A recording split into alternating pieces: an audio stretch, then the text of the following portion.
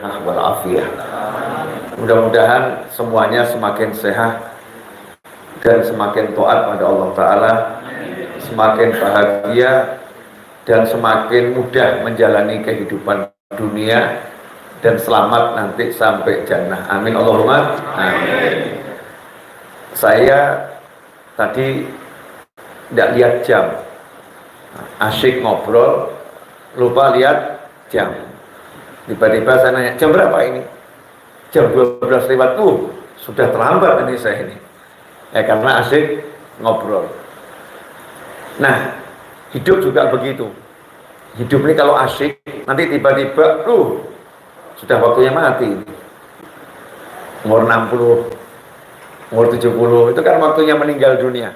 Secara umum kan ada waktu meninggal dunia. Walaupun meninggal dunia, nggak nunggu waktu. Kapanpun manusia bisa diambil oleh Allah Subhanahu wa Ta'ala. Tetapi Nabi Muhammad SAW memberi batasan waktu rata-rata usia umatku 60 sampai 70 tahun. Nah, bagaimana caranya hidup sampai 60-70 tahun itu enak, nyaman, dan asyik? Ya caranya dinikmati. Kalau dinikmati nanti hidupnya enak. Tentu orang akan ngomong, siapa sih yang nggak mau menikmati hidup? Semua orang mau menikmati hidup, tapi nyatanya ada masalah, nyatanya ada hambatan, nyatanya ada hal-hal yang tidak menyenangkan, nyatanya ada hal-hal yang mengganggu jalan saya dalam kehidupan, sehingga saya tidak merasakan nikmat dalam hidup. Nah, ikhwani rahimakumullah, kenapa seseorang bisa terperangkap oleh rasa nggak enak? Jawabannya sederhana, karena dia tidak mau merasakan yang enak. Sabar dulu, nih wajah-wajah agak belum jelas. Selalu saya ungkapkan begini, saya ini gigi belum bisa saya repair, belum saya reparasi. Dulu waktu SMP, SMA, salah dapat nasihat tentang gigi, sehingga banyak gigi yang dicabut. Ya, banyak dicabut. Setelah itu gigi saya lubang. Saya ini paling nggak sabar kalau urusan sama upaya penyembuhan gigi. Kenapa? Harus berulang kali. Sementara tugas saya ceramah. Jadi repot kalau harus begini, begitu repot. Gigi lubang, gigi pecah, gak nyaman kan? Makan gak enak.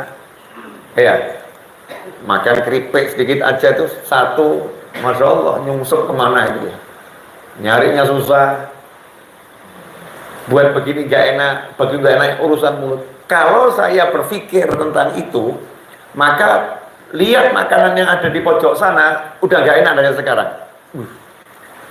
Makan lagi, gigit lagi nanti. Jadi ini makanan belum masuk mulut, sudah saya pikir. Maka makanan itu belum nyentuh tubuh saya, udah nyentuh hati saya. Maka makanan itu belum saya pegang, udah merusak badan saya. Karena Alhamdulillah nih, gara-gara apa itu? Gara-gara yang gak enak ini dipikir. Tapi coba kalau saya rubah pola pikir saya, alhamdulillah, di sana ada makanan yang enak-enak, ada makanan yang enak-enak, di sini juga ada yang enak-enak, di situ juga ada yang enak-enak. Ini kalau nanti saya makan, saya akan cari posisi yang mana yang mudah untuk saya makan. Udah, tenang, ada makanan enak. Saya nggak mikir lagi gigi saya, yang saya pikir makanan enak. Sehingga minimal dia tidak ganggu hati saya. Tidak ganggu hati saya. Nah, dalam hidup ini coba dicek. Masalah itu kan rata-rata cuma satu. Tambah-tambah satu lagi. Masalah sehari-hari, ya paling kalau buat suami istri, buat istri suami, kan gitu ya. Sehari-hari dia lagi. Sumber masalahnya dia lagi, buat istri suami, buat suami istri. Padahal tiap hari harus dihadapin, harus ditemuin. Mulai kita perkecil masalahnya. Emang suamimu masalah? Enggak. Yang masalah apa? Wajahnya. Pakai repot juga nih. Wajahnya bermasalah. Wajahnya bermasalah bagaimana? Kalau lihat wajah saya nggak pernah senyum. Kalau lihat wajah saya nggak pernah senyum. Jadi saya kalau lihat wajah suami langsung hati saya nggak enak. Langsung hati saya nggak enak. Ngasih duit nggak? Ngasih. Orangnya baik enggak? Baik. Tapi wajahnya cuman gara-gara wajah yang enggak enak, itu duit enggak jadi enak. Kebaikan enggak jadi enak gara-gara wajahnya enggak enak. Maka istri yang seperti ini ruginya luar biasa. Dia tidak bisa menikmati suaminya hanya karena wajahnya. Sementara poin yang lain baik ini dapat semuanya. Hilang semua itu gara-gara dia melihat wajah suami yang tidak enak. Maka harus dirubah. Disikapinya berubah. Belajar melihat yang enak. Kalau wajahnya dilihat gak enak, aku akan lihat duitnya kok. Duitnya enak. Kalau ternyata wajahnya dilihat gak enak, oh ternyata dia itu orangnya mudah menolong. Mudah menolong, saya lihat itu aja. Mudah menolong yang saya lihat. Sehingga begitu lihat wajah, di wajah itu kelihatan duit. Enak jadinya. Bu, ini ada ibu-ibu nggak di sini? Mbak-mbak atau ibu-ibu nih? Teteh-teteh atau ibu-ibu? Ya, jadi kalau misalnya suami nyebelin wajahnya, tapi di wajahnya ada uang 2 miliar itu, kira-kira bisa menyenangkan nggak? Oh, senang tuh langsung menyenangkan. Ini cuma contoh kasar ya, contoh kasar. Artinya dalam hidup ini terlampau banyak yang enak untuk dilihat, tapi kenapa kita melihat yang tidak enak? Terlampau banyak yang bisa dinikmati, tapi kenapa pilih menikmati yang tidak bisa dinikmati? Nggak punya mobil seperti itu, nggak punya mobil seperti itu, nggak punya mobil seperti itu. Ini namanya menikmati yang tidak bisa dinikmati. Padahal ini lagi naik mobil. Seharusnya kan, alhamdulillah naik mobil, nggak jalan kaki. Alhamdulillah ya tidak kehujanan. Ini kan nikmat gitu. Nah, penyakit kebanyakan orang sekarang tidak bisa melihat nikmat. Yang dilihatnya nggak enak, makanya hati ini butuh diobati. Sakit nih, hati kita ini sakit. Dampaknya, masya Allah. Macam-macam. Nah, kalau udah sadar hatinya sakit, butuh obat. Nah, sekarang kita akan bahas apa obatnya. Nah, ini akan kita bahas pada episode kali ini, pemirsa dimanapun Anda berada. Karena jujur saja dari tadi saya ngomong itu hanya nyari judulnya apa ya.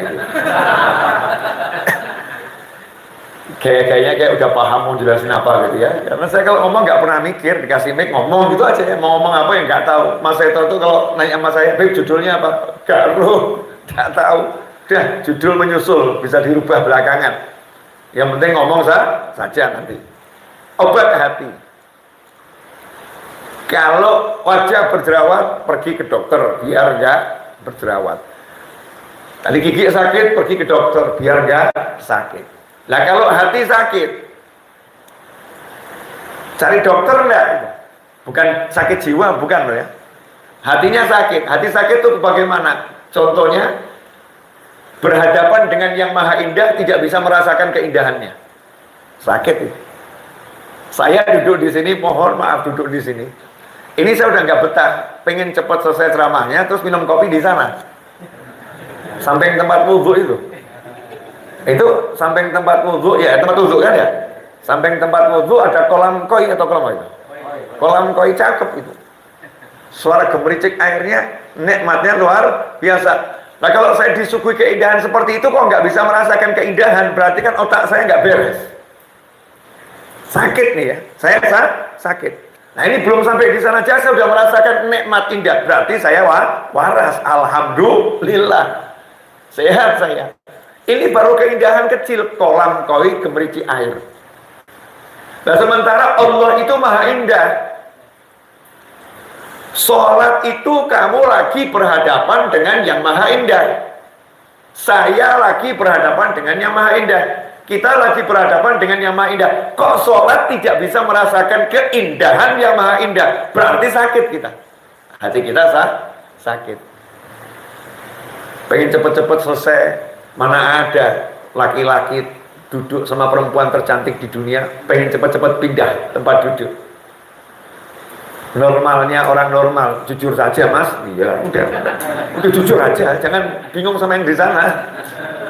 Kalau kamu lagi ada meeting, kebetulan yang nemuin kamu ini kan orang kantor, pemirsa, saya lagi di kantor, bahasa kantor, lagi meeting, ada utusan dari perusahaan lain pengen ketemu gitu. Ya, ketemunya biasanya ya enaknya di mall kan begitu ya, di kafe ya, sambil makan siang, bahas kan begitu. Duduk 3 orang, utusannya datang 1 perempuan cantik, wajahnya cantik. Saya mau nanya, nyaman nggak? Jujur dulu. Nyaman nggak ya? Nyaman. Pengen cepat bubar atau nanti dulu? Tambah lagi menunya. Udah, bisnis nanti aja dulu, ngobrol dulu. Ini orang-orang waras semua, wajar. Kewajarannya orang, meskipun kita punya aturan syariat, ya pandangan ditundukkan. Ya, nanti kan jangan dikit tunduk lagi. Akal-akalannya santri kan begitu ya. Beb, yang penting kan pandangan pertama yang nggak boleh. Udah saya pandang pertama, kedua, ketiga, ngawur kamu. Nggak begitu ya, tundukkan pandanganmu. Nanti kalau kepaksa, nggak sengaja lihat lagi ya tundukkan. Tapi kan ya, itu bagian daripada keindahan yang susah ditolak oleh banyak nafsu umat manusia. Ya nafsu umat manusia. Gak pengen pisah. Nah ini sekarang sholat ngadep Allah Ta'ala yang maha indah. Kok pengen cepat bubar? Bahkan setelah bubar pengen cepat berdiri. Assalamualaikum warahmatullahi. Assalamualaikum warahmatullahi. Cus, langsung pergi. Gak pengen ngobrol dulu sama Allahnya. Gak pengen zikir dulu nyebut-nyebut Allahnya. Gak pengen minta sama Allahnya. Pengen cepat pergi. Gak bisa merasakan nikmatnya duduk dan berdiri di hadapan Allah Ta'ala. Berarti hatinya sakit. Simple. Jadi cara ngukur hati sehat atau sakit itu begitu. Makanya jangan sok, hati saya bersih nanti dulu. Sholatmu bagaimana? Kalau sholatmu gak khusyuk itu berarti hatimu busuk. Kalau sholatmu gak khusyuk berarti hatimu busuk. Kalau sholat kita gak khusyuk berarti hati kita busuk. Kotornya luar biasa. Butuh direparasi.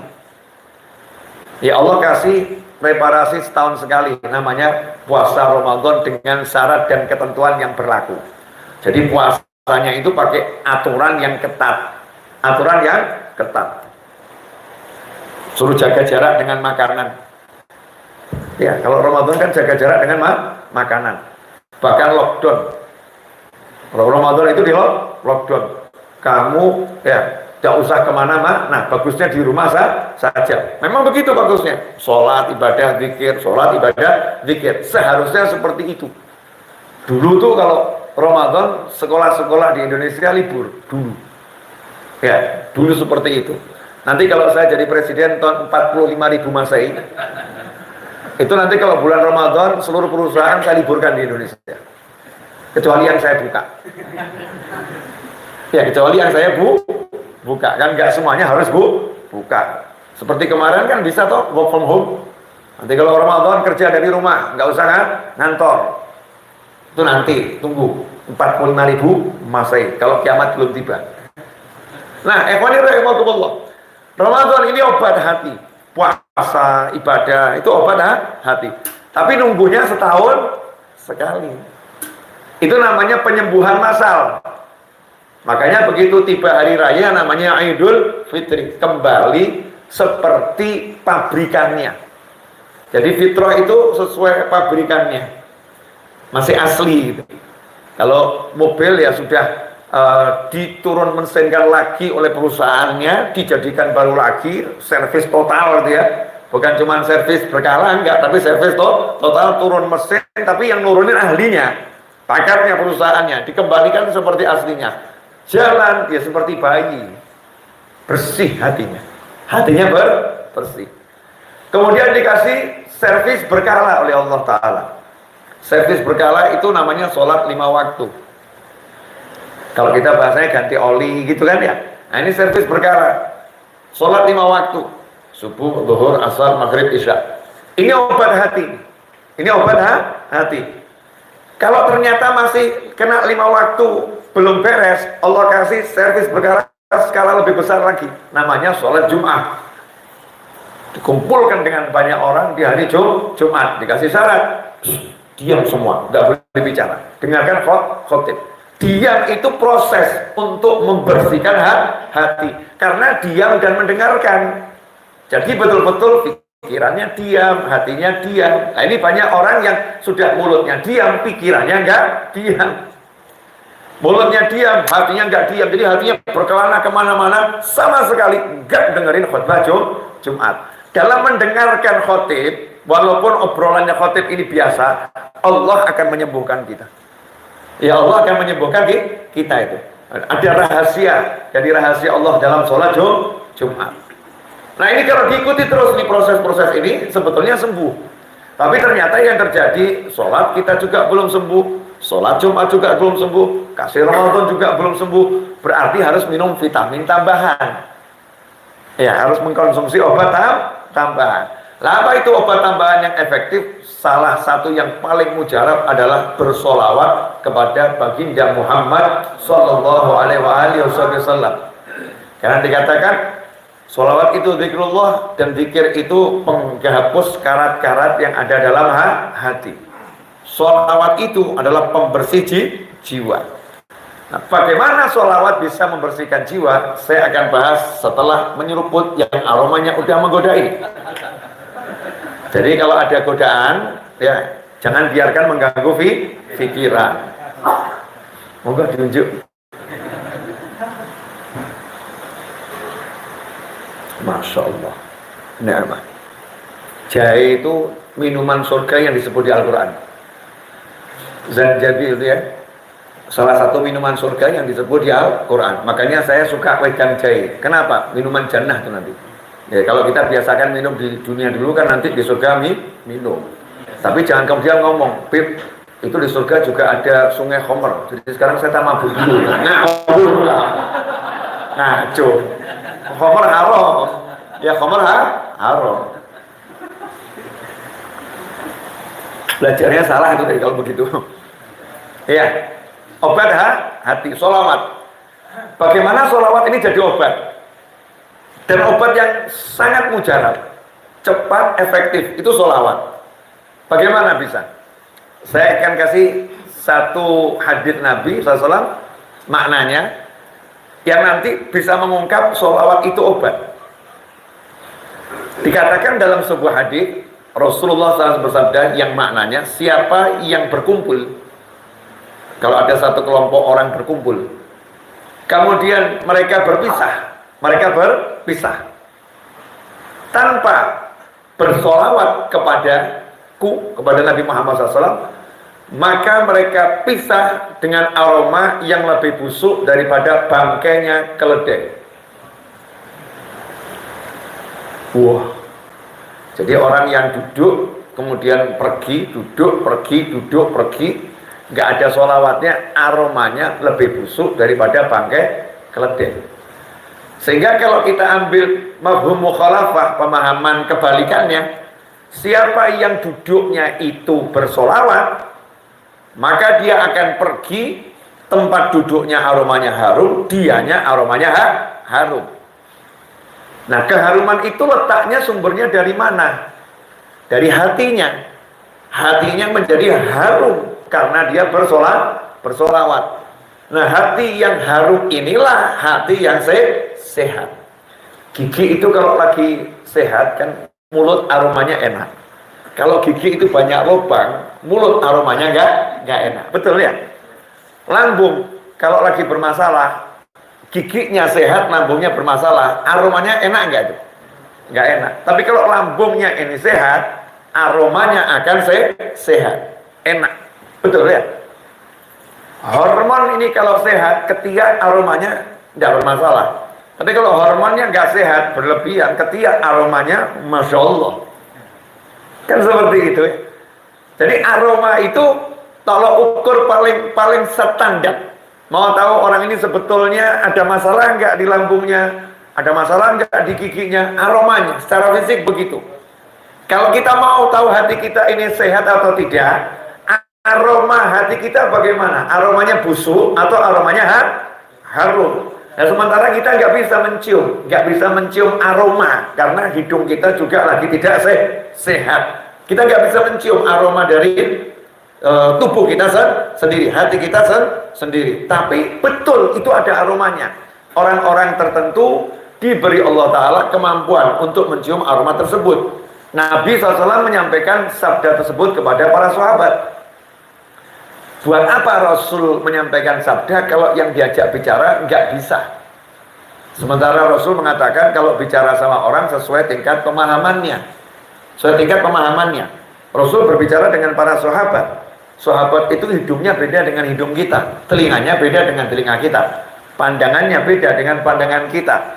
Dalam kitab yang sahih, kalau saya nggak salah ini juga termaktub di Sahih Bukhari juga, sahabat berkata, dahulu kami biasa mendengar suara makanan yang kami makan itu bertasbih kepada Allah Ta'ala. Kami biasa, kami para sahabat, nasma tasbihat ta'am wa huwa yu'kal. Kami mendengar suara bertasbihnya makanan yang sedang kami makan. Ini secara umum sahabat itu punya kemampuan yang seperti itu. Kenapa? Karena tubuhnya ini sudah dikelola untuk sholat, untuk zikir, untuk ini. Maka Allah berkata, aku akan menjadi telinga yang dengan itu dia mendengar, aku akan menjadi pendengaran yang dengan itu dia mendengar. Jadi sudah berubah, telinganya dibuat kuat oleh Allah dengan kekuatan Allah Subhanahu wa Ta'ala.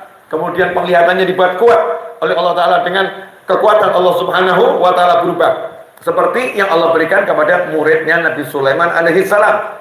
Yang mana muridnya Nabi Sulaiman di Al-Quran dengan nyata Allah tunjukkan bisa memindahkan tahta Balqis hanya setengah kedip mata. Kalau ini kan ini, 1, 2. Ini baru 1, 2 sudah ada. Padahal jarak tahta Balqis itu, kerajaan Balqis sampai kerajaan Nabi Sulaiman lebih dari 500 kilo. Lebih dari Solo Jakarta, lebih dari Solo Bandung. Bagaimana kirim paket secepat itu dan bagaimana mengambil paketnya? Karena paketnya ini bukan paket sembarangan. Kursi singgasana ratu yang dikjaya. Jadi pengawalannya itu berlapis. Pengawalan gaibnya ada, pengawalan lahirnya juga ada. Ada pengawalan gaib ada. Karena manusia dan jin ini hidup berdampingan. Dan raja-raja yang sejati itu bukan hanya menguasai kerajaan manusia, tapi juga menguasai kerajaan jin. Bukan hanya presiden Indonesia untuk manusia, tapi juga presiden Indonesia untuk jin. Itu orang-orang dulu ya. Kalau sekarang ngadepin manusia aja kita udah pusing. Jadi kita cukup sebagai presiden manusia itu udah luar biasa. Orang dulu nggak begitu. Kekuasaannya itu lahiriah, lahiriah, batiniah. Makanya orangnya sakti, Prabu Siliwangi, ya kan? Bandung siapa nggak kenal Prabu Siliwangi? Masuk Bandung saja macannya banyak. Iya, macan putih dia banyak. Namanya apa namanya? TNI-nya di sini juga pasukan Siliwangi, sakti itu Prabu Siliwangi. Kenapa? Ya karena memang di Pulau Jawa kalau nggak sakti nggak bisa jadi raja. Yang dihadapi bukan cuma manusia, ada bangsa-bangsa gaib. Karena orang hidup ini harus beriman pada yang gaib. Nah ini mindah kerajaan Balqis ini tahtanya, singgasananya paling inti loh, paling inti. Setengah kedip mata terpindahkan. Itu muridnya Nabi Sulaiman. Padahal umat Nabi Muhammad SAW adalah manusia yang terbaik. Sahabat Nabi adalah bagian yang terbaik dari umat Nabi Muhammad Sallallahu Alaihi Wasallam. Sehingga sahabat Nabi punya penglihatan yang berbeda, pendengaran yang berbeda, penciuman yang juga berbeda. Karena itulah Rasul mengatakan siapa yang duduk dia bangun gak sholawat, aromanya lebih busuk daripada bangkai. Sahabat gak mau nanti tercium, aku lebih busuk dari bangkai. Maka sahabat termotivasi. Udah setiap saat sholawat, maka kalau duduk bangun, beliau bersolawat. Dibawa ini hadir 1400 tahun kemudian sampai ke Bandung. Sampaikan siapa duduk bangun gak sholawat, aromanya lebih busuk daripada bangkai kalau keledai. Nah kita yang di sini nggak bisa mencium. Kayak apa aromanya? Nggak bisa mencium. Akhirnya jadi nggak tertarik sama hadisnya. Karena hidung kita nggak level, nggak tertarik sama hadisnya. Maka kita kembangkan pemahaman ini. Oh kita belum bisa mencium aromanya ya. Kita ambil sudut yang lain. Kita nggak akan bahas masalah aromanya. Tapi aroma busuk itu pertanda apa? Pertanda ada sesuatu yang rusak. Kalau sampai aromanya diibaratkan lebih busuk dari aroma keledai, berarti manusianya sudah menjadi bangkai. Paham? Manusianya udah jadi bangkai. Dan bangkainya lebih busuk daripada bangkai keledai. Padahal masih hidup. Masih hidup sudah beraroma bangkai. Berarti rusaknya parah atau enggak parah ini? Parah. Jadi indikasinya itu, kalau sampai udah dia berat bersolawat, berat berzikir ketika duduk dan bangun, hatinya udah rusak luar biasa. Sehingga mari kita balik. Kalau begitu biar saya nggak rusak, kalau duduk bangun, saya zikir solawat, la ilaha illallah Muhammadur Rasulullah SAW. Itu lengkap, zikirnya dapat, solawatnya dapat, la ilaha illallah Muhammadur Rasulullah Sallallahu Alaihi Wasallam. Dapat, ya Rabbi salli ala Muhammad. Dapat, ya Rabbi manggil Allah Ta'ala, salli ala Muhammad. Solawat itu udah zikir sendiri. Ini kalau kita perbanyak yang namanya solawat, dari satu hadis itu saja, udah itu menjadi obat yang luar biasa. Sehingga kalau ulama mengatakan, kamu banyak bersolawat, hatimu akan jadi sehat, itu betul. Ya itu betul. Cuman betul ini bukan teori. Syariat itu bukan ilmu teori. Beda dengan pakar. Pakar-pakar ilmiah itu semua teori, bukan ilmu pasti, perlu diuji. Yang hari ini menjadi kepastian, yang 10 tahun lagi bisa menjadi sesuatu yang salah besar. Betul. Tanya itu sama Mas Riza. Dia orang teknik sipil. Teknik sipil. Tahu betul yang sekarang jadi teori, bisa jadi nanti 100 tahun lagi berubah. Karena ilmu pengetahuan ini berkembang. Syariat nggak seperti itu. Repot kalau syariat kemudian 100 tahun lagi berubah. Syariat ilmu pasti gak akan berubah. Sholat ya 5 waktu, gak ada sholat 3 waktu. Ya kecuali kalau kamu lagi musafir di jamak takdim atau jamak takhir, waktunya jadi subuh, zuhur, asar, maghrib, isya. Nah itu kalau jadi musafir. Kalau nggak jadi musafir, kondisi tertentu ada yang diizinkan oleh syariat. Ada syarat dan ketentuan berlaku. Tapi secara umum sholat ya 5 waktu, nggak mungkin jadi 4 waktu, nggak mungkin jadi 6 waktu, nggak mungkin jadi 7 waktu. Ilmunya pasti. Itu ilmunya Allah Subhanahu wa Ta'ala. Nggak akan berubah. Nah ini dengan ilmu yang pasti, bukan teori, ulama mengajarkan bahwasanya sholawat itu obat. Tapi ada syaratnya. Ilmu harus diamalkan. Misal begini, kalau mau sembuh, kamu minum obat itu. Saya mau sembuh, tapi obatnya nggak diminum. Kata dokter, sembuh enggak? Enggak. Makanya ketika orang nanya, apa benar Beb, sholawat itu obat hati? Jawabannya, ya bersolawatlah. Gak usah dibahas pakai kebanyakan dalil A sampai Z, hadisnya begini, ayatnya begini, gak usah banyak-banyak. Satu cukup, setelah itu praktekkan. Mulailah kamu bersolawat terus. Cek nanti hati kamu. Bagaimana saya tahu hati saya jadi lebih baik? Simple. Dulu biasanya kalau ada orang nagih utang, hatiku mau bagaimana? Ketakutan, Beb. Sekarang alhamdulillah nyantai, tenang. Dulu kamu lihat orang-orang nagih gimana? Takut. Sekarang nyantai itu, Beb. Kok bisa ya, Beb? Nah, itu. Kamu aja bingung kok bisa. Jawabannya adalah karena kamu udah berobat. Obatnya udah kamu telan. Kamu udah ikuti itu petunjuknya Allah Subhanahu wa Ta'ala. Maka selesai, hatimu jadi baik. Karena hati manusia itu sangat kuat. Hati manusia sangat kuat. Tapi kenapa sekarang hati ini jadi lemahnya luar biasa? Hanya gara-gara mencintai seorang pria, mencintai seorang wanita, pilih mati. Jadi bunuh diri. Naudzubillah min dzalik. Satu kebahagiaan dari pagi sampai sore bahagia, pulang ke rumah istri cuma nanya uangnya mana, hilang semua kebahagiaan. Mana uangnya? Kamu janji mau belikan saya ini, mana? Kok belum dibelikan sampai sekarang? Itu kebahagiaan dari pagi sampai sore hilang hanya dengan satu kalimat. Ini kan hatinya berubahnya luar biasa. Kenapa nih hati kok jadi selemah ini? Selemah ini. Sebetulnya kan nyantai saja. Belum ada, kan selesai ya.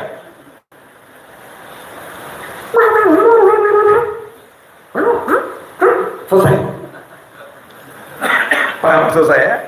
Jadi istrinya marah-marah. Kok belum ada gimana? Udah janji-janji bla bla bla bla bla. Jawab lagi. Belum ada, doakan. Selesai. Senyum, selesai. Kok hatinya sekarang begini ya? Mulai naik istrinya, marahnya. Kamu udah gak peduli sama saya ya? Saya marah, saya maki, saya ini. Jawabanmu santai saja. Nah, terus maunya gimana? Maunya saya suruh nangis. Yaudah, bentar, aku acting nangis dulu ya. Nyantai. Itu nanti istrinya yang bingung lama-lama. Ini suamiku kok sekarang nyantai betul ya? 5 hari kemudian suaminya pulang dari kerja ngomong, nih yang kamu pinta nih, alhamdulillah sudah ada nih. Nih lebihannya buat beli 5 lagi. Mulai istrinya ikut berubah. Oh ternyata aku kalau teriak-teriak gak ada manfaatnya ya. Gak ngaruh buat suamiku. Jadinya aku capek. Capek karena aku teriakin dia gak capek. Apa yang buat hatinya ini kok jadi kuat? Hatinya jadi kuat, bukan gak peduli. Peduli. Tapi hatinya itu gak hati sinetron. Bukan hati drama Korea. Bukan hati film India. Dikit-dikit nangis, dikit-dikit nangis. Ini kan hati ngeri ini. Hatinya hati yang kuat. Al-Quran itu diturunkan ke hati. Kalau diturunkan ke gunung, gunungnya jebol. Tapi diturunkan ke hati Nabi Muhammad SAW. Dipindahkan dari hati Rasul ke hatinya orang-orang yang beriman. Kuat ini hati.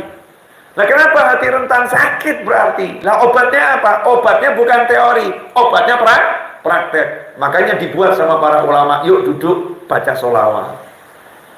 Karena dikasih teori cuma teori praktek. Duduk tiba-tiba dikasih rebana. Ya Nabi salam alaika. Minimal kalau mulutnya belum mau ikut, telinganya udah dengar. Nah sholawatnya masuk nih, masuk. Gak mau lewat mulut, lewat hidung, ya, lewat telinga, masuk semua. Hidungnya dengar selewat, telinganya dengar, matanya, tubuhnya. Dia mulai heran. Anu ya kok, rasanya ringan hati saya ya. Tadi saya datang tuh beban saya banyak. Ini saya cuma diem kok. Rasanya ringan. Karena obatnya mulai bekerja. Akhirnya nanya, itu tadi yang dibaca apa? Saya pengen ikut-ikut juga. Pengen ikut-ikut, bacanya seperti ini. Mulai ditirukan. Akhirnya dia pergi ke kantor, teman di kantor nanya, kamu sekarang wajahnya kok banyak cerianya daripada stresnya. Rahasianya apa? Sholawat. Rahasianya apa? Sholawat. Sholawat bagaimana? Ya itu udah. Itu di YouTube banyak tuh. Oleh kantornya suaranya sholawat. Yang muncul di kantor suaranya sholawat. Dari handphone masing-masing. Bosnya bingung. Masuk nih atasannya. Ini kantor kok berubah, kenapa? Bapak jangan bingung, suaranya berubah. Tapi lihat Pak, kinerja kami berubah kan Pak? Iya. Kerjaanmu kok jadi bagus, kenapa? Gak ada yang stres Pak. Gara-gara apa? Sholawat. Siapa yang ngajarin? Habib Novel. Undang ke sini. Iya, saya untung. Siapa lagi itu yang suka bersolawat? Habib Syekh. Oh, itu termasuk apa namanya? Presidennya sholawat. Pemimpinnya orang-orang yang bersolawat. Salah satu pemimpinnya orang-orang yang bersolawat. Pakarnya solawatan Habib Syekh. Oh udah, kalau Habib Novel masih lokal, Habib Syekh aja sekalian. Panggil Habib Syekhnya. Masya Allah. Oh fulan ini suaranya enak, kumpul solawat. Berubah. Bisa merubah bukan cuman dia, teman kerjanya, sampai atasannya bisa baru berubah. sampai di rumah. Nah pertanyaannya sekarang, siapa yang di rumahnya praktek baca sholawat? Nah sayangnya itu yang baca sholawat YouTube-nya, orangnya enggak. Ya udah bagus, tapi ya sayang, mestinya orangnya ikut sholawat. Kalau udah mulai ini anaknya sholawat, ibunya sholawat, bapaknya sholawat, maka akan ada keajaiban yang luar biasa. Karena dikatakan oleh Nabi Muhammad SAW, siapa yang bersolawat kepada aku 1 kali, maka Allah bersolawat kepadanya 10 kali. Kalau pakai hitung-hitungan angka, 1 dari kita nggak ada artinya. Nah kalau 1 dari Allah bisa kamu ukur? Nggak bisa. Ini bukan 1, 10 untuk 1 dari Allah. Dari Allah. Berapa besarannya itu? Nggak ada krusnya, 1-nya Allah kok. Jadi 1-nya Allah, 10-nya Allah, jangan kamu samakan dengan 1-nya kamu, 1-nya saya, 1-nya kita. Nggak bisa. 10 ini dari Allah Subhanahu wa ta'ala. Berarti selama ini kita rugi ya. Kok sedikit saya sholawat. Karena kita mungkin sibuk teori. Ini obatnya apa ya? Ini obatnya apa? Nah orang dulu tuh nggak suka kebanyakan teori. Teori diajarkan, tapi prakteknya diajak berjamaah. Semua diajak sholawat. Makanya dulu ya, dulu. Itu kalau kiai-kiai memulai majlis, kita masih dengar suara, mari bersama-sama, sholatullah, salamullah. Kan begitu ya? Nah, sekarang kadang ada anak-anak muda yang ledek nasidaria. Ya, itu qasidah kuno. Wah, itu bukan musik modern. Wah, nggak level dan lain sebagainya. Ditinggalkan. Mungkin ada yang komentarnya nggak enak pula. Nabi nggak pernah duduk ngajak sholawat. Nah, ini kan saking bodohnya luar biasa. Nabi nggak pernah duduk ngajak sholawat. Ini kan kalimat yang bodohnya luar biasa. Ini kan retorika berbahasa. Nabi nggak pernah duduk ngajak sholawat. Lah tadi apa itu yang Nabi bilang, kalau kamu bangun nggak sholawat lebih busuk daripada kalau dia bukan lagi ngajak, bahkan ngancam. Awas kalau kamu bangun nggak sholawat, itu ancaman. Tapi ancamannya nggak pakai kalimat awas, pakai apa? Lebih busuk daripada keledek. Begini loh, ada direktur ngomong begini. Siapa yang terlambat masuk kantor, siapa terlambat masuk kantor, ya gajinya dipotong 50%.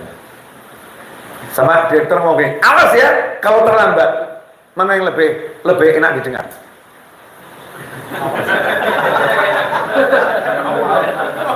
Ya, ini direkturnya ngomong, awas kalau terlambat, awas kalau terlambat, awas kalau terlambat. Yang satu, siapa yang terlambat 1 jam, gaji dipotong 50%. Terima kasih. Mana yang lebih keras ini? Yang diskon 50% atau yang awas?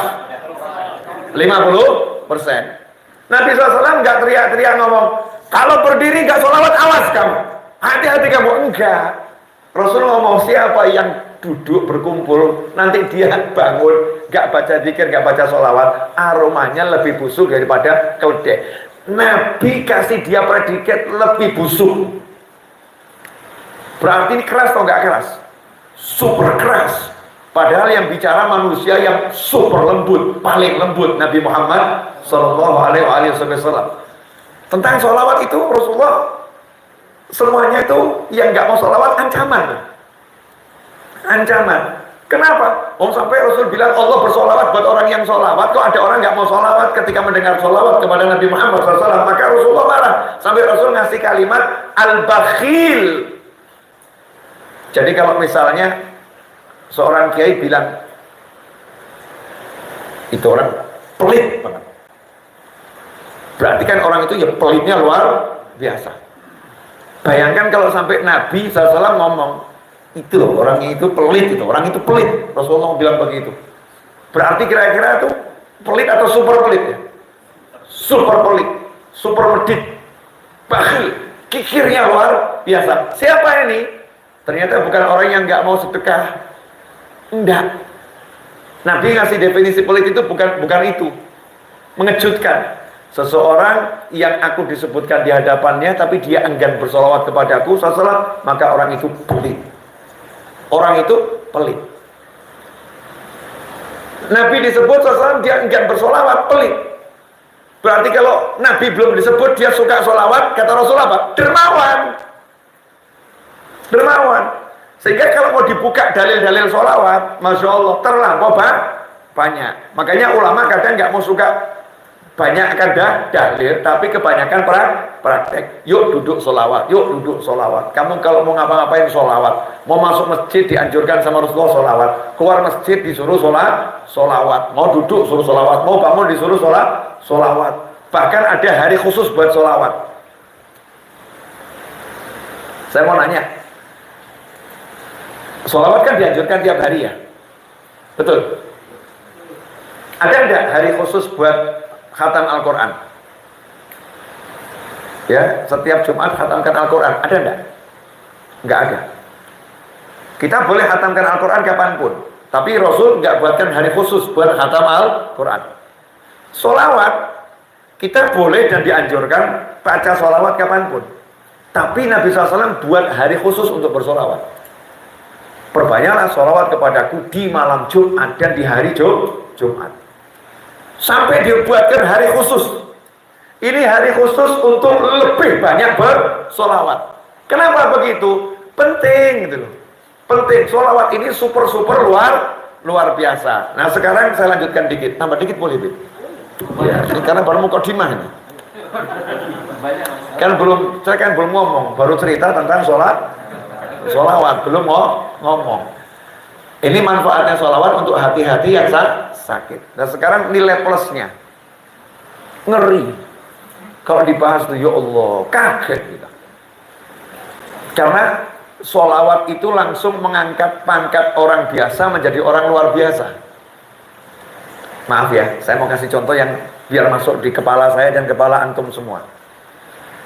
Kalau misalnya Presiden RI tahun 5000 Masehi, saya nggak ngomong tahun sekarang, karena ini buat contoh, jangan presiden sekarang buat contoh ya.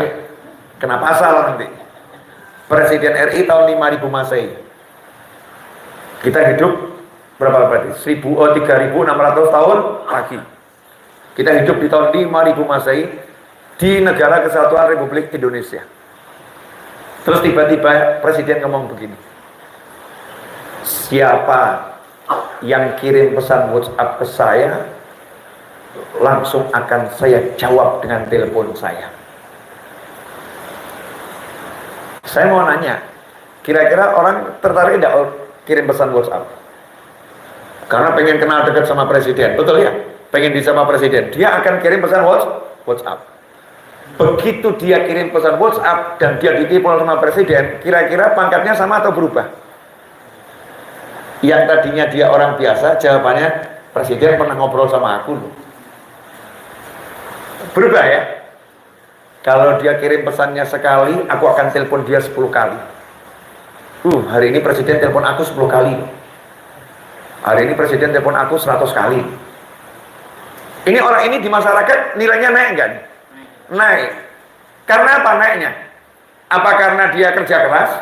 Enggak. Apakah karena dia punya usaha yang besar, duitnya banyak? Enggak.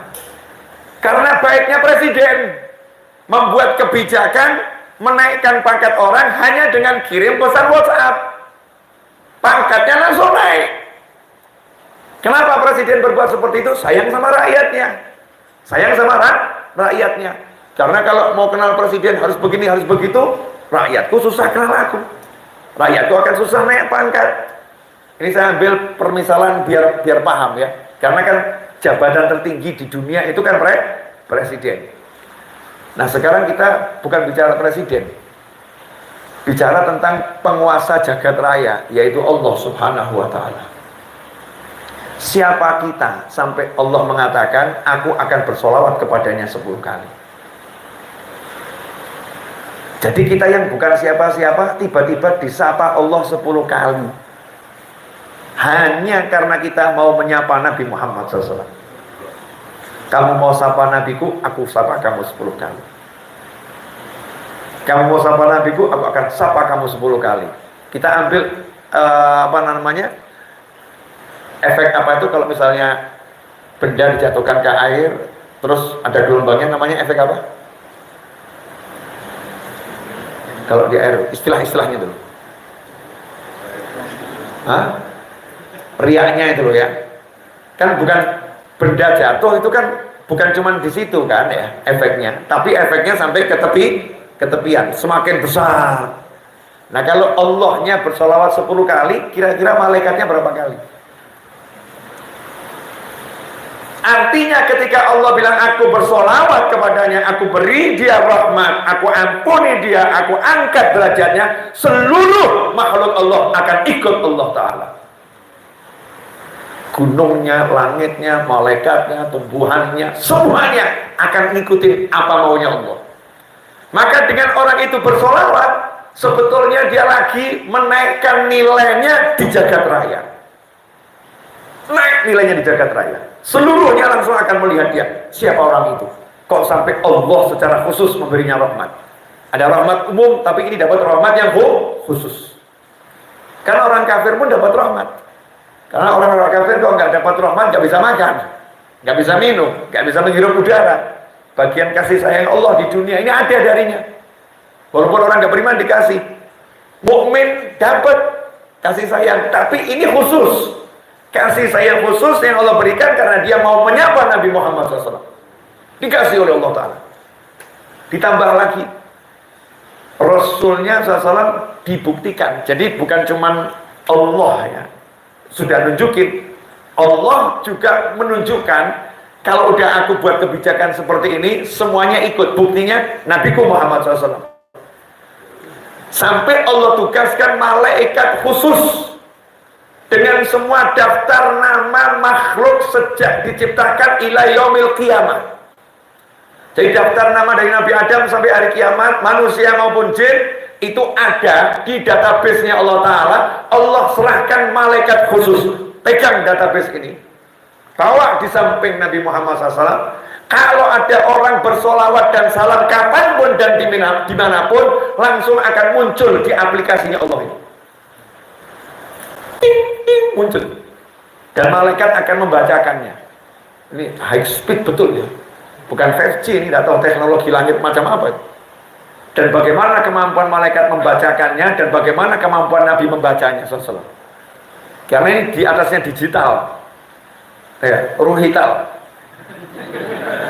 bukan digital tapi ruhital. Kalau digital aja PC itu semakin pinter baca data yang nilainya 10 GB detikan kan. Searching itu kan baca data ya, 5 GB, 10 GB, sekian detik kebaca semua. Cari nama novel, Google aja kecepatannya seperti itu. Ketik Habib Novel, banyak muncul. Ditemukan sekian yang sesuai dengan Anda cari. Kemampuannya Google membaca perintah dan memberikan jawaban atas perintah tersebut, cepatnya luar biasa. Itu digital dengan Indonesia yang baru 4G menuju 5G, betul gitu ya. Bagaimana dengan ruh hitam? Dan itu bukan sembarang ruh, ruhnya Nabi Muhammad SAW, ruh yang terbesar. Malaikatnya khusus, ruhnya khusus. Diberi data dengan cepat, membaca dengan cepat, menjawab dengan cepat. Nabi SAW menjawab. Kalau malaikat ada satu yang laporkan fulan, anaknya fulan, sesuai muncul di data, sholawat dan salam padamu wahai Nabi Muhammad SAW, Rasul pun langsung menjawab, untuknya juga sholawat dan salam itu. Begitu Rasul bilang begitu, semua Nabi dan Rasul di belakangnya ikut. Anbiya wal mursalin itu apa kata Nabi Muhammad SAW. Jadi kalau satu hari Rasul mengatakan salamku untuknya, sekian ribu kali untuk satu orang, orang ini menjadi pusat perhatian. Karena salam Rasul datang, kita di Bandung, seluruh malaikat Bandung lihat itu. Berarti kita jadi orang istimewa enggak di Bandung jadi? Istimewa. Pangkatnya naik. Nah, kenapa Allah beri kita sholawat? Ya karena paham kita ini kalau sholat ya belum khusyuk. Ya, sholat belum khusyuk. Kalau sedekah ya sadar sendirilah, sedekah masih duitnya dipilih-pilih, ya, yang banyak disimpan, yang sedikit disedekahkan, kan begitu. Padahal yang disedekahkan itu kan yang tersimpan, ya, yang disimpan itu yang bahaya, betul kan? Bisa suatu saat hilang. Kalau yang disedekahkan itu tidak hilang, disimpankan oleh Allah Subhanahu wa ta'ala. Allah akan kembalikan di dunia dan Allah akan kembalikan di akhirat. Wujudnya terserah Allah subhanahu wa ta'ala. Kalau kita sedekah nanti udah gayanya ikhlas, tapi yang kita sedekahin nggak terima kasih, kita ngomong udah dikasih nggak bilang terima kasih. Yang disedekahin lupa sama kita, itu dulu yang bantu saya, kalau nggak saya bantu udah mati dia. Tapi ya begitu, orang yang nggak pernah ingat sama saya, nggak ikhlas, rusak sodakohnya. Puasa Ramadan, Masya Allah, puasa Ramadan kita nih, makanan apa yang nggak kita makan? Puasa suruh mempersedikit makan, kita mempersedikit waktu makan. Paham ya? Maksudnya singkat makan, itu makan lagi, cepetnya luar biasa. Makannya jadi banyak, luar biasa, menunya banyak. Suruh puasa dari yang haram, tapi kita justru makan yang haram, ghibah, namimah, gunjing, pandangan haram dimakan semuanya. Pendengaran haram dimakan, mulut ngomong yang haram dimakan. Puasa kita amburadul, haji. Ya kita harus husnudzon, semua yang haji pasti diterima sama Allah subhanahu wa ta'ala. Masalahnya proses setelah haji. Hajinya diterima. Setelah haji, rusak apa hajinya? Habis. Masya Allah. Selesai ibadah hajinya, sudah diampuni Allah ta'ala. Masih di Mekah, kita udah berulah. Masih di Mekah, kitanya udah berulah. Perjalanan pulang pesawat mulai sudah gunjing sesama jamaah haji. Itu ibu yang satu itu kemarin tuh nggak punya perasaan, mau di kamar begini begitu, itu orangnya nyebelin, habis tuh semua pahala haji. Nah karena kita lihat amalan kita ini banyak yang amburadul, dikasih satu amalan, kalau toh kamu amburadul, nggak akan amburadul. Kamu riak sekalipun diterima sama Allah Ta'ala. Kamu pamer sekalipun diterima sama Allah Ta'ala. Kenapa? Karena kamu mau nyapa Nabiku Muhammad SAW, aku senang sama kamu. Selesai. Itu bedanya di situ. Ini karena Nabiku, maka aku juga sama kamu oke. Aku senang. Jadi dengan sholawat ini, nilai kita naik, harga kita naik, dan lain sebagainya. Berikutnya, sudah mulai paham ini? Alhamdulillah ya. Jadi berarti sholawat ini biasa atau luar biasa? Luar biasa ya. Nah, sekarang dampaknya untuk bisnis. Nah, ini mulai menarik sekali. Sangat menarik. Bisnis pakai sholawat dan bisnis tanpa sholawat. Dampaknya apa? Bisnis kalau kita sholawatin pasti barokah. Barokah nggak usah dijelaskan lah. Barokah itu dirasakan. Nanti dirasakan saja ya, nggak usah dijelaskan. Dirasakan. Tapi coba sekarang kita lihat praktek menggapai hajat lewat sholawat. Gapai hajat lewat sholawat. Kalau orang sholawat tadi menjadi pusat perhatian malaikat, pusat perhatian anbiya wal mursalin, pusat perhatian tumbuhan, pusat perhatian batu, pusat perhatian alam. Karena begitu dia sholawat, Allah sholawat sama dia, Allah ngasih rahmat. Allah ngasih rahmat itu berarti meja di sampingnya jadi rahmat. Karena kalau bilang Allah ngasih rahmat, semua di sekitar kita ini jadi rahmat. Karena semua ciptaannya Allah subhanahu wa ta'ala jadi rahmat.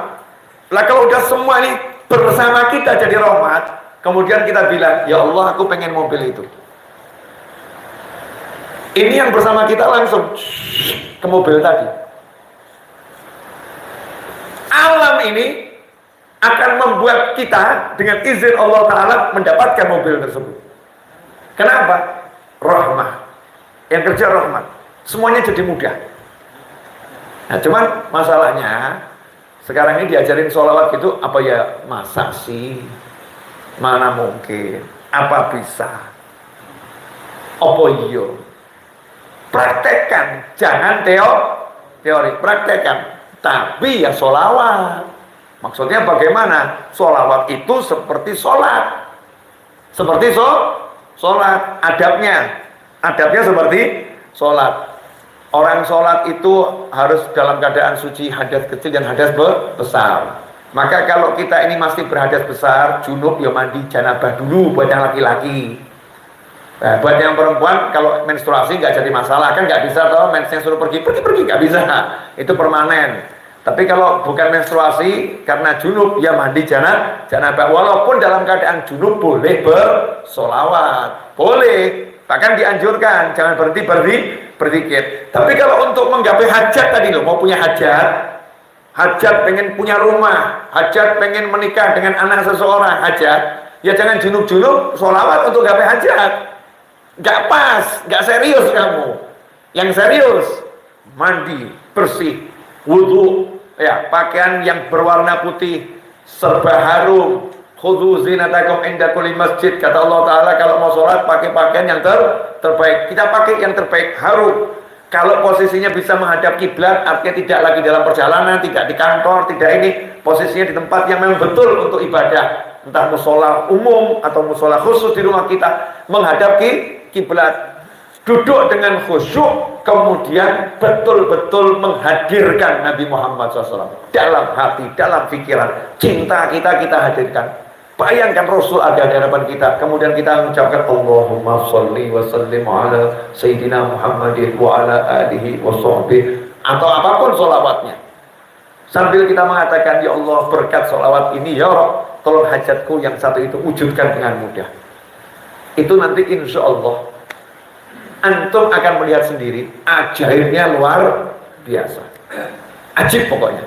Silahkan dipraktekkan. Makanya orang dulu ngajak praktek sholawat nariyah 4.444 kali. Bib, kok banyak betul ya Bib ya. Bisa dikorting nggak Bib? Ada diskon nggak untuk nariyah ini? Boleh nggak diangsur? Ya saya selalu jawab, kalau kamu diskon nanti hajatnya juga didiskon. Kalau kamu angsur nanti hajatnya juga datangnya berangsur. Yang punya semangat gitu loh, untuk gaji 1 bulan suruh masuk tiap hari pagi sampai sore, pagi sampai sore, dikasihnya baru nanti bulan depan itu aja dijalani. Ini bukan disuruh dari pagi sampai sore, duduk baca 4.444 kali. Kalau kamu udah terbiasa, cepet itu akan cepat, sebentar, tapi hajatmu akan tercapai dengan karunia Allah Subhanahu wa Ta'ala. Ada yang nanya lagi, Beb, nah caranya nanti gimana? Waduh, perlu dipahami, yang mau ngasih saya atau Allah? Allah. Kamu bisa tahu caranya Allah ngasih? Gak bisa. Allah udah bilang, wa yarzuqhu min haitsu la yahtasib. Siapa takwa sama Allah, yaj'al lahu makhraja, aku beri dia solusi. Wa yarzuqhu, dan aku akan beri dia rezeki min haitsu la yahtasib. Caranya surprise, dia nggak bakal tahu. Kalau bahasa kita, caranya itu nanti buat dia akan terkejut terus. Diperhitungkan begini, munculnya begini. Diperhitungkan begini, munculnya begini. Karena Allah bilang min haitsu la yahtasib. Nggak mungkin bisa kamu perkirakan dengan alat perkiraan model apapun. Kamu punya servernya Google untuk memastikan rezekimu dari Allah Ta'ala, nggak mungkin bisa. Karena Allah udah bilang, wa yarzuqhu min haitsu la yahtasib. Surprise. Jadi cukup kamu imani, kamu praktekkan dan hidup dengan keyakinan seperti itu, jalani dengan nyaman. Nanti keajaiban akan bleng. Ini yang ngomong bukan orang ahli teori, saya praktek. Ya, dan saya nggak perlu sampaikan hasil-hasil yang saya dapatkan dengan praktek. Ya salah satunya kan hasilnya antum semua mau duduk dengerin saya. Ya, betul kan? Mau duduk dengerin saya. Berapa banyak orang-orang yang pinter, yang sekolah gelarnya tinggi-tinggi seperti yang ada di hadapan saya. Beb Ali dulu? Hah? S1. Apa gelarnya? SE. Mas Riza? S2 tuh, maksudnya S2. Ya, S3 juga kan punya istri tuh. S3 kan S3 ya. Ini di depan saya nih. Saya lulusan SMA. Saya lulusan SMA, nggak pernah kuliah. Nggak pernah kuliah. Tapi alhamdulillah ngajar rektor, ngajar dosen. Kok bisa begitu? Rasanya sholawat. Bawa nih sholawat kemana-mana. Maka saya ajarkan. Jadi nggak usah pakai kebanyakan teori seperti motivator. Buktikan, nggak usah. Ini loh buktinya. Ini buktinya. Tinggal kamu mau tiru nggak? Kalau kamu mau tiru nanti dapat hasil yang lebih. Kalau kamu lebih giat, ya lebih ikhlas, kamu akan dapat hasil yang lebih. Akhirat pasti. Dunia jangan nanya kamu. Ngikut itu sama orang yang ahli sholawat. Buktinya lihat tuh para habaib, para kiai yang ahli sholawat itu. Dan nggak usah jauh-jauh lah, Habib Syekh bin Abdul Qadir As-Segaf Solo itu. Nah coba lihat itu rumahnya seperti apa. Urusan duit ya, bagaimana? kemudian dicintai orang seperti apa. Habib saya itu apa dicintai orang gara-gara beliau tampan gitu. Nah, kalau tampan saya sama beliau ya udah udilah ya. Ya boleh ditaruh berjejer gitu Beb ya, berjejer nanti suruh ada finalis kira-kira iya gimana gitu. Adu tampan kita berani, tapi kalau adu sholawat saya mundur saya. Beliau sholawat jauh lebih banyak ya, jauh lebih hebat, saya mundur. Tapi dicintai orang luar biasa. Habib Syekh, Masya Allah, lihat aja orang kok bisa begitu, kenapa? Karena menyuarakan sholawat lain ya, berbeda. Pokoknya praktek deh, nggak usah kebanyakan teori ya. Teori itu penting, tapi nggak usah kebanyakan. Perbanyak praktek yang sederhana. Ini sekarang masuk ilmu praktek. Tadi teori ya, praktek yang sederhana, nggak susah. Tadi lihat waktu saya duduk, saya baca Allahumma sholli ala sayyidina Muhammad wa ala alihi wasallam, la ilaha illallah. Itu dipaksakan. Enggak kemudian jadi tiba-tiba otomatis ngomong gitu. Jadi ya saya paksakan. Bismillahirrahmanirrahim. Allahumma sholli ala sayyidina Muhammad. Bismillahirrahmanirrahim. La ilaha illallah. Saya paksakan. Karena dipaksakan berulang kali, lama-lama jadi kebiasaan. Setelah terbiasa jadi otomatis. Dan saya sering terkejut ketika mesin otomatis itu berbicara. Jadi ketika saya duduk tiba-tiba kok la ilaha illallah Allahumma sholli alaihi, kaget. Kok lidah saya bergerak sendiri ya?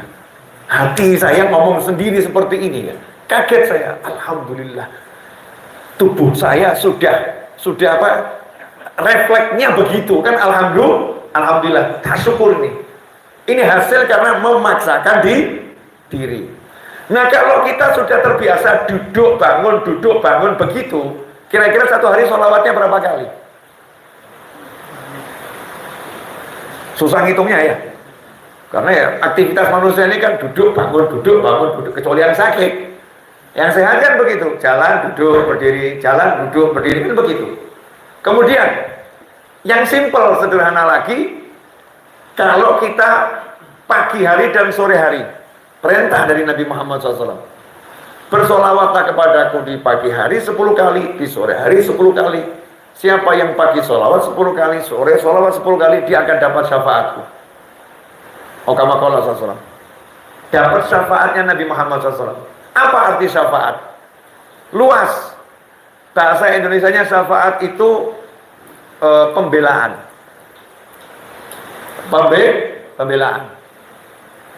Jadi kalau saya bilang saya mensyafaati dia, berarti saya akan bela dia apapun urusannya. Kalau urusannya dia mau beli mobil, ya saya akan bereskan sampai dia bisa beli mobil. Kalau urusannya dia mau kasih proposal ke satu bos, saya akan antarkan sampai cair proposalnya. Itu namanya saya bela dia. Ini bayangkan yang bela bukan fulan dan fulan, tapi Nabi SAW menyatakan aku pembelanya.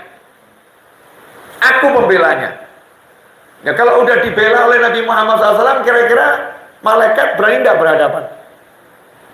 Dikubur dibela Nabi Muhammad SAW, malaikat Munkar wa Nakir, lanjutkan saja perjalanannya. Enggak nanya, oh enggak, sudah. Udah diurus oleh Nabi Muhammad SAW. Selesai. Di mahsyar, sampai masuk surga, dibela sama Nabi. Nabi tinggal bilang SAW, itu ikut saya. Selesai. Rombongannya Rasulullah SAW. Coba kalau nggak dibela Nabi Muhammad SAW. Kamu masuk bandara, kalau nggak ada yang bela, ya antrinya panjang. Tapi kalau ada yang bela, panjang atau cepet? Cepet. Baru dibela oleh privilege punya kartu bisnis gitu aja ya. Dibela kartu bisnis, pintunya udah dibuat beda. Betul. Pintu masuk penumpang umum, pintu masuk penumpang bisnis. Beda kursi, beda pelayanan. Beda kursi, beda pelayanan. Itu baru dibeda oleh tiket. Dia dibela sama tiket. Bayangkan kalau kita dibela Nabi Muhammad SAW. Selesai semua urusan. Gak ada yang gak selesai. Nah, masalahnya ini ilmu praktek, bukan ilmu teori. Tahunya kalau dipraktekkan. Saya tahu dengan iman sebetulnya sudah cukup. Muslim dengan iman cukup. Cuman kadang-kadang kan iman ini buat sebagian orang imannya belum cukup. Karena belum sampai tahap yakin. Orang kalau udah yakin tuh puncak iman. Jadi walaupun dipraktekkan, tidak dipraktekkan, dia percaya. Tapi ada orang-orang yang nunggu praktek dulu. Sampai ada hasil, baru percaya. Ya nggak apa-apa. Praktekkan. Nanti kamu akan tahu hasilnya. Ajak anakmu sholawat. Ajak pasangan hidupmu sholawat. Ajak keluargamu semua sholawat. Ajak pembantumu, karyawanmu sholawat. Praktekkan itu nggak usah lama-lama. 1 bulan istiqomah. Lihat hasilnya. Perubahan apa yang terjadi? Coba dicatat. Oh, anak ini biasanya susah diberitahu. Kok sekarang setelah 1 bulan bersolawat hasilnya mudah diberitahu.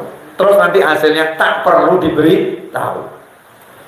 Oh, yang ini tadinya pemalas. Setelah diajak solawat, sekarang jadi rajin. Berikutnya jadi giatnya luar biasa. Oh, yang ini tadi kalau datang orangnya marah-marah melulu. Sejak satu kantor baca solawat, itu yang marah-marah kok diganti. Yang datang wajahnya ceria, menyenangkan. Oh, kita akan terkejut kaget. Begitu banyak perubahan yang terjadi setelah kita istiqomah. Yang menjalani apa yang diperintahkan oleh Allah Subhanahu wa Ta'ala. Karena sholawat itu bukan anjuran, tapi perintah langsung dari Allah Ta'ala, di mana Allah mewahyukan innallaha wa malaikatahu yusalluna 'alan nabi ya ayyuhalladzina amanu sallu 'alaihi wa sallimu taslima. Allahumma shalli wa sallim wa barik alaihi. Mari kita tutup dengan praktek. Kita sama-sama bersolawat. Mas Seto, dicek berapa menit? Ya, 1 jam 6 menit. Yakin? Ini betul 1 jam? Ibu-ibu, itu hoax atau asli? Saya nggak terasa ngomong 1 jam. Saya baru berasa ngomong 5 menit. Tapi jangan dilanjut. Udah kenyataannya kan 1 jam. Kenyataannya udah 1 jam. Kita ikuti kenyataan saja, jangan apa yang saya rasa urusan aku dan dia. Ya, ini prakteknya udah 1 jam lewat, ya udah cukup ya. Kita sekarang praktek sholawat 10 kali. Yang simple, bisa dibaca siapapun dan kapanpun ya. Yang menstruasi baca nggak apa-apa. Tadi saya bilang kalau punya hajat, ya yang serius gitu loh. Jangan sambil sholawat. Tapi tekun betul-betul memang untuk sholawat ini untuk hajat saya. Beda dengan yang kita sambil nyetir, beda ya. Sambil di kantor, beda. Yang ini khusus. Memang ada yang khusus.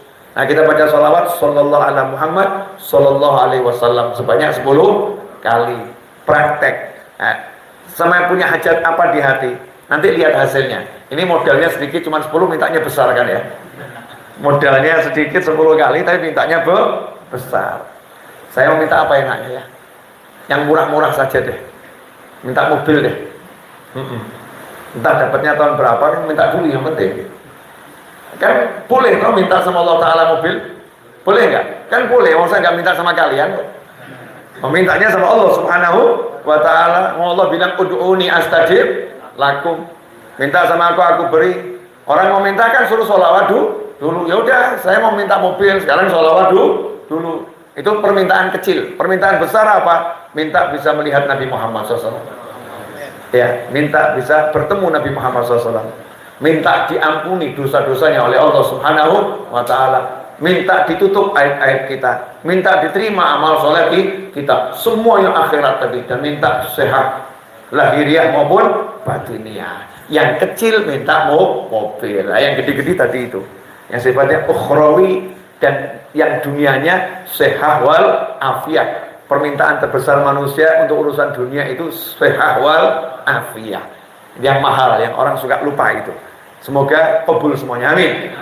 Mari bersama-sama. Sallallahu ala Muhammad sallallahu alaihi wasallam. Sallallahu ala Muhammad sallallahu alaihi wasallam. Sallallahu ala Muhammad sallallahu alaihi wasallam. Sallallahu ala Muhammad sallallahu alaihi wasallam, sallallahu ala Muhammad, sallallahu alaihi wasallam, sallallahu ala Muhammad, sallallahu alaihi wasallam, sallallahu ala Muhammad, sallallahu alaihi wasallam, sallallahu ala Muhammad, sallallahu alaihi wasallam, sallallahu ala Muhammad, sallallahu alaihi wasallam, sallallahu ala Muhammad, sallallahu alaihi wasallam. Alhamdulillah, qabul insyaallah. Kurang lebih mohon maaf. Jazakumullah khairan wal afu minkum. Wassalamualaikum warahmatullahi wabarakatuh.